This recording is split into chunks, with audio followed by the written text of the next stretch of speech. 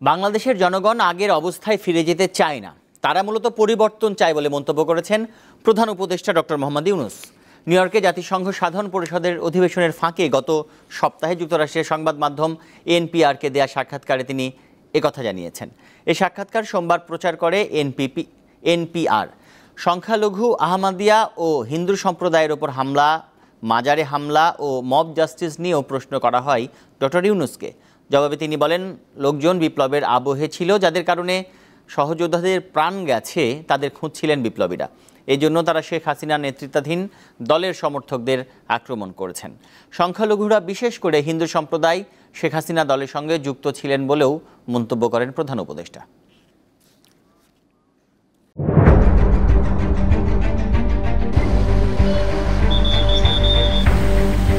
পুরো ঘরে আমার মালামাল সহ একবারে চাপা দিয়ে লইয়া পুড়ে গেছে। এটা মুখে বললে যাবে না যে রাস্তা কতটুকু যে ভাঙছে। 200 বছর আগের ঐতিহ্য মাটির ঘর ছিল, ওই মাটির ঘরগুলো একবারে ভাঙ্গা নিচে পড়ে গেছে। মানুষের তো অসহায়, করার কিছু নাই।